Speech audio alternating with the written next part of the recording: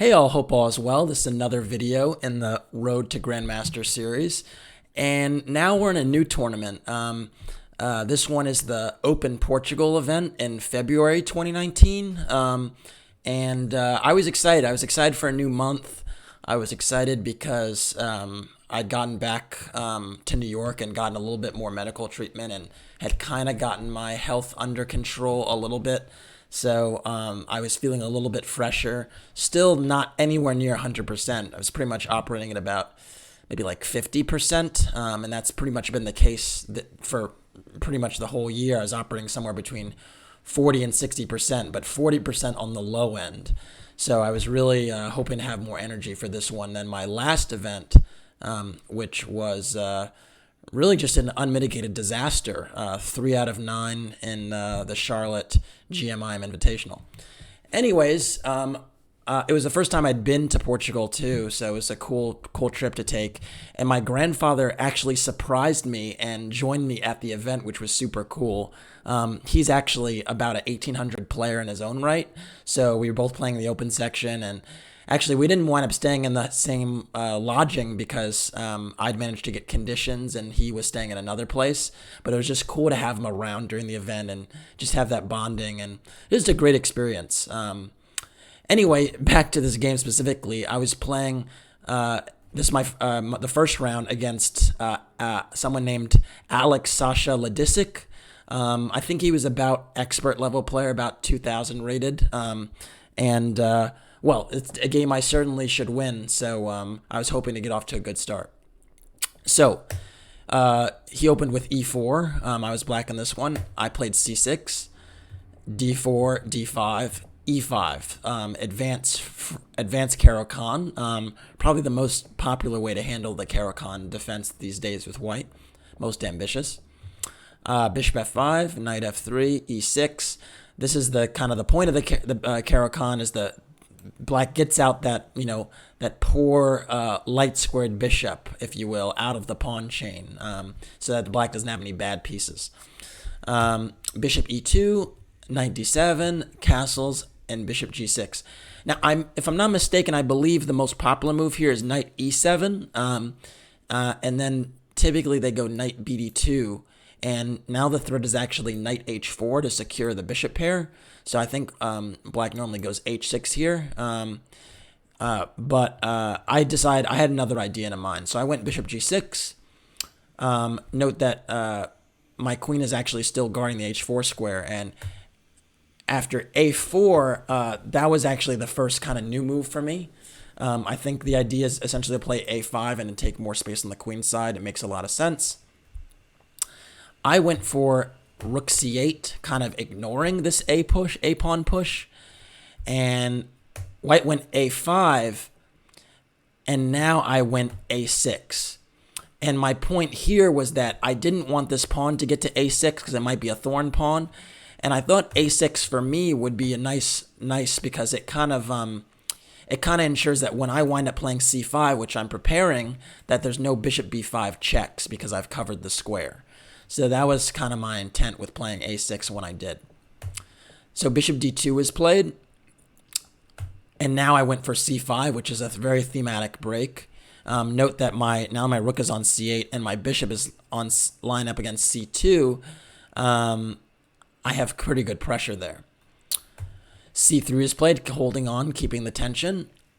And now I played knight h6, which is could be considered a little bit controversial. The point was that if bishop takes h6, g takes h6, I've ruined my pawn structure, but I actually have the two bishops, and the two bishops is an advantage in chess. It's like a pocket aces in poker or something like that, so it's something that care about quite a bit.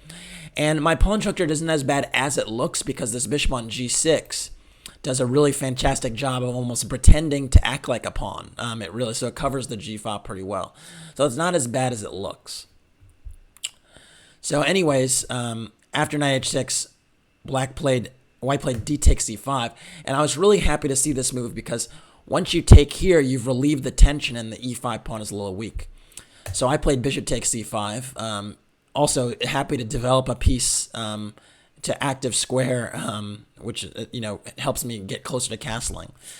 And after bishop takes c5, white played b4, and I think this was White's idea was to actually play b4, and to think about playing b5. Now, the downside to this plan is that you're kind of weakening a lot of squares. So by playing b4, you weaken the c4 square and the a4 square. Again, whenever you push pawns, you weaken the squares that they're previously protecting and the squares adjacent to the new square it lands on. So the square that's the b2 pawn was protecting was originally c3 and a3, and the adjacent squares are, as I've highlighted already, c4 and a4, and all those squares are a little bit loose now because of that push. Additionally, now that this d takes c5 is played, again, this e5 pawn is a little bit weak. So I was happy to see this advance because it means I'm going to have targets to play against. So I went bishop e7, and now white went for b5. Again, trying to push in the middle, and there is some merit to this. I mean, from the standpoint that my queenside pawn is a little bit loose here, but I just did not buy this setup. I thought it was a little bit suspect to go like this. So I actually played a takes b5, and now knight a3 is played. I think that was an interesting move, trying to play knight takes b5 instead of bishop takes b5. And now I castled. White played knight takes b5. And now the dust is kind of settled, and we can see what's going on. So my king is secure, which is great. And really the difference in the position, in my opinion, is the pawn islands. So if you look at the position, I have two pawn islands, right? I have this one solid pawn chain going from h7 to d5, and then this pawn on b7 that's isolated. So I have two pawn chains. And then white kind of has three, because you have this group, this one by itself, and this one. And so my pawn structure is just better. And additionally, as long as this e5 pawn is not secure and is kind of by itself, it's almost like white has four pawn islands. So really, I think that the pawn structure gives me the advantage. So I went knight c5, trying to take advantage of some of these weak squares that we talked about were a little bit loose as a consequence of white pushing the pawns. And now white went knight d4, and now I went knight f5, and I thought, you know what? Now since black is kind of had this knight h6 for a while, and white insisted on not capturing it, why not just get it off of f5, keep my structure intact? It seemed reasonable enough. So after knight f5, f4 was played. And f4 does protect the e5 pawn, but I must say I was kind of happy to see this move because, again, when you push pawns, you weaken squares. And so when f4 is played, you can see the squares adjacent to it, g4 and e4, are a little bit loose. And then again, the squares that it was previously controlling, e3 and g3, are also loose. So always keep that in mind when pawns are pushed, because again, I'm eyeing these juicy squares for my knights. Last but not least, because it's a pawn pushed around the king, now this whole diagonal is also loose, and potentially later in the game, the second rank is loose. So I know that's a lot to keep in mind, but you could just see all these things, pose themselves as opportunities because of the pushing of the pawns.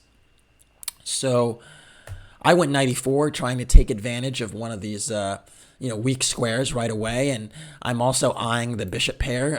As we know, it's an asset, so if I can secure the bishop pair, that's also great. White went g4, very aggressive, dislodging my knight. I took on d4, which you might say, oh, you don't want to do that. You didn't want to take on d4 because you were just saying that this pawn on c3 is weak. Well, it still is weak, and the point is that if this is played, I actually can play knight takes d2, queen takes d2, and bishop e4.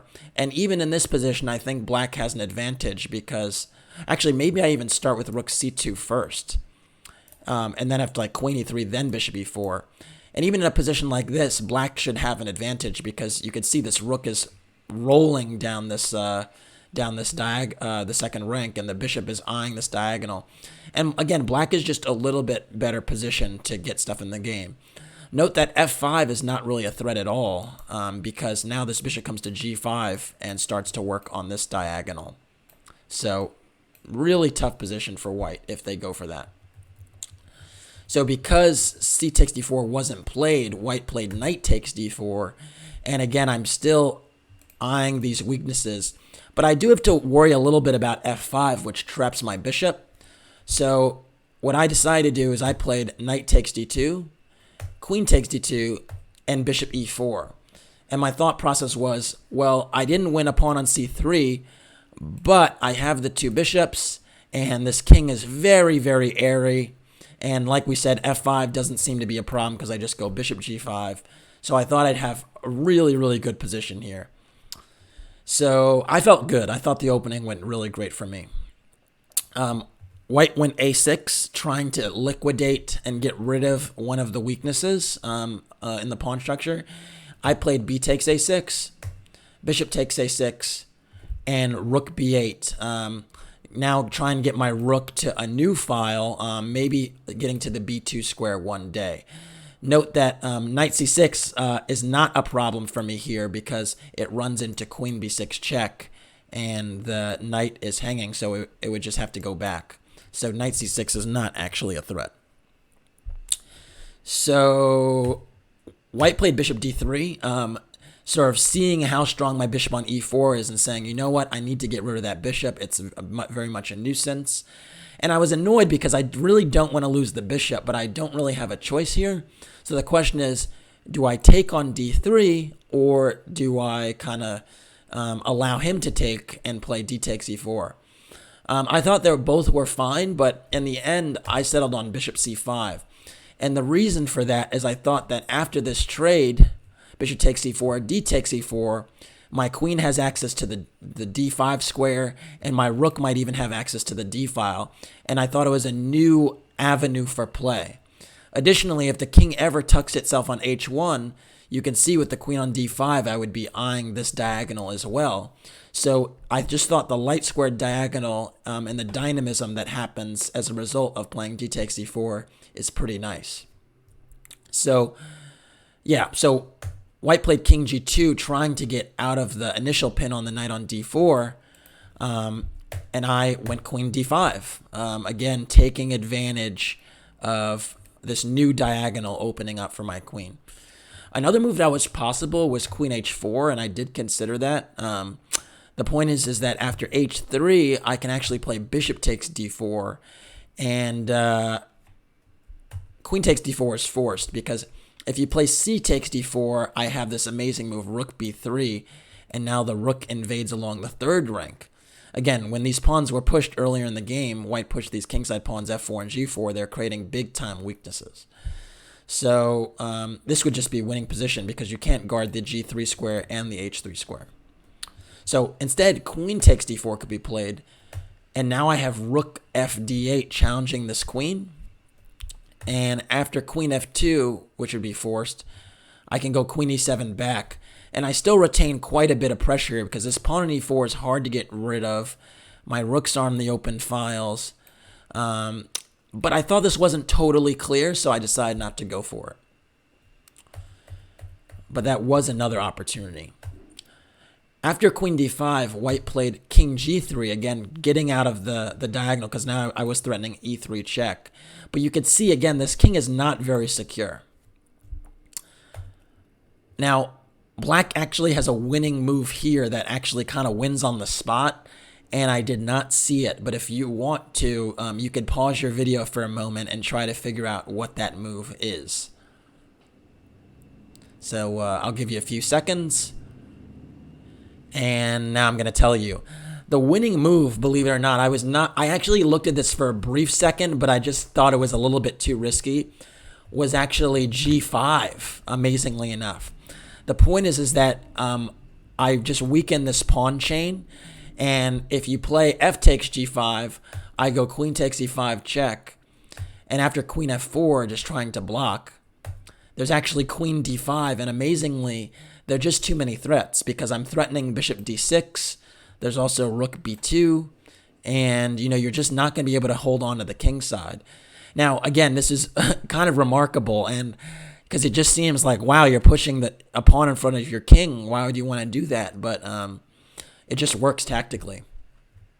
So I definitely need to improve my tactical alertness, awareness, because that was a big opportunity.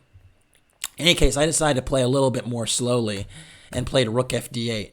I figured, again, this construction with the pawn on c3 and the knight on d4 is pretty weak. The queen is pinned. I should have a lot of pressure here. And, maybe g5 comes into play later. So rook a4 is defending that knight on d4. Fair enough. And I went h6. And I really like this move because I thought I would love to tuck my king away.